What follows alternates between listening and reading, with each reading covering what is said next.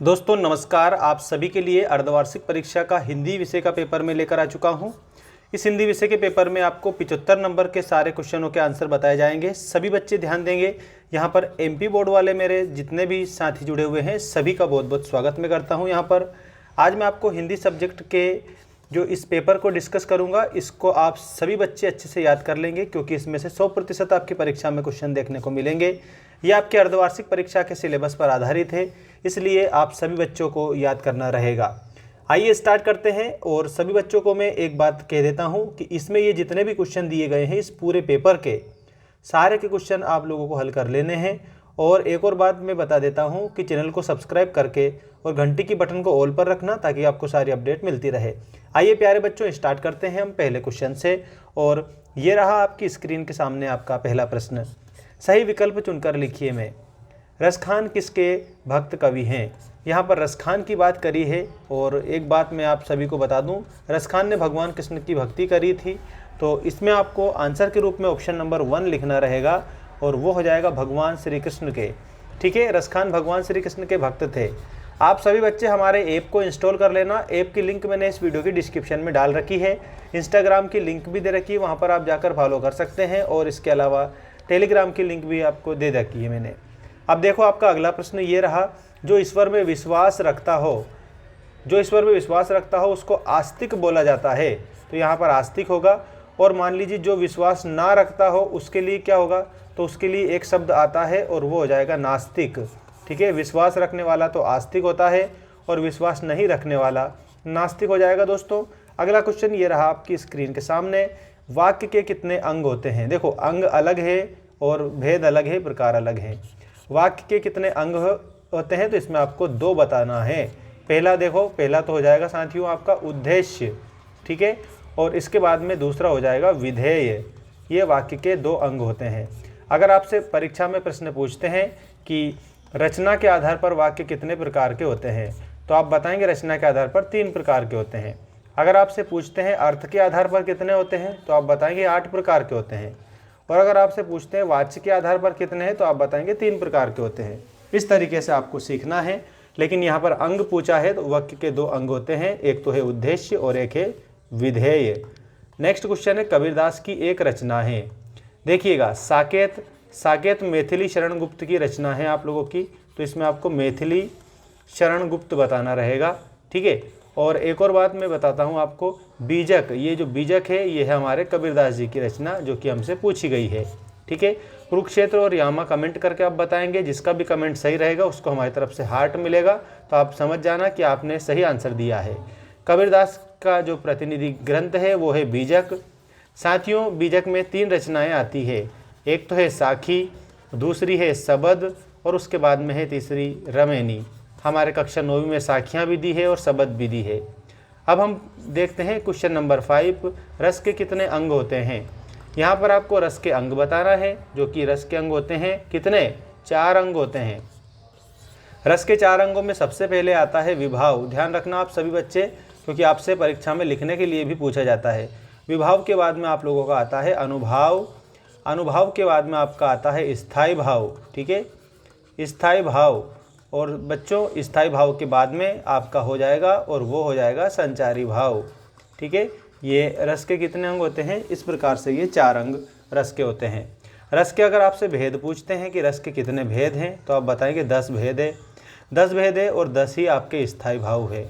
ठीक है, लेकिन अगर आपसे पूछते हैं संचारी भावों की संख्या कितनी है, तो आप बताएंगे संचारी भावों की संख्या है 33। ठीक है, ऐसे आपको सीखना रहेगा।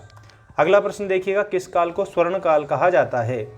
ये हमारे हिंदी साहित्य की बात है। तो जो भक्ति काल है ना, भक्ति काल, इसको स्वर्ण काल कहा जाता है।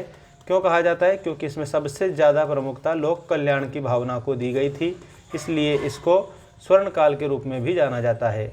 ठीक है दोस्तों, याद रखिएगा। रीतिकाल को क्या कहा जाता है, ये भी आपको मैं यहाँ पर लिख कर बता देता हूँ नीचे। रीतिकाल को श्रृंगार काल कहा जाता है। ठीक है, ये ध्यान रखना। आदिकाल को वीर गाथा काल कहा जाता है, वीर गाथा काल। ठीक है, और इसके अलावा आधुनिक जो काल है ना, इसको गद्य काल कहा जाता है। आधुनिक काल है आपका गद्य काल।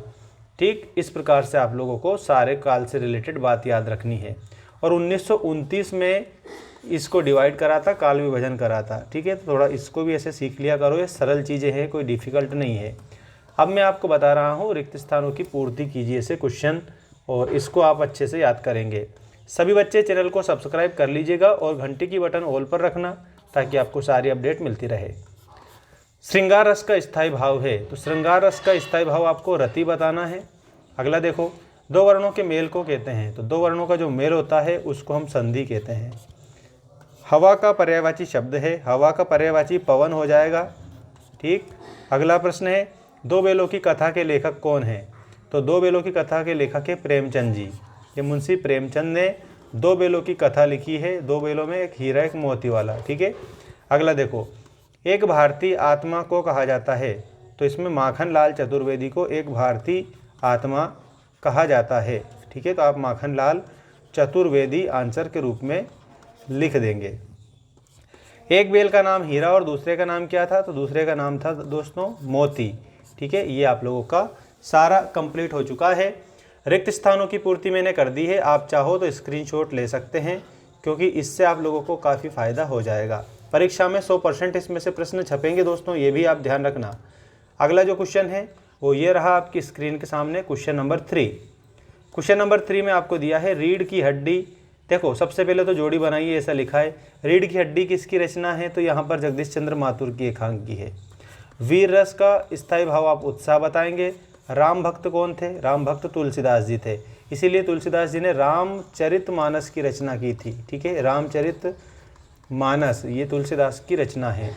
इसके बाद ल्हासा की ओर, ल्हासा की ओर राहुल सांकृत्यायन का पाठ है, हमने पढ़ा था, तिब्बत का इसमें वर्णन किया गया है।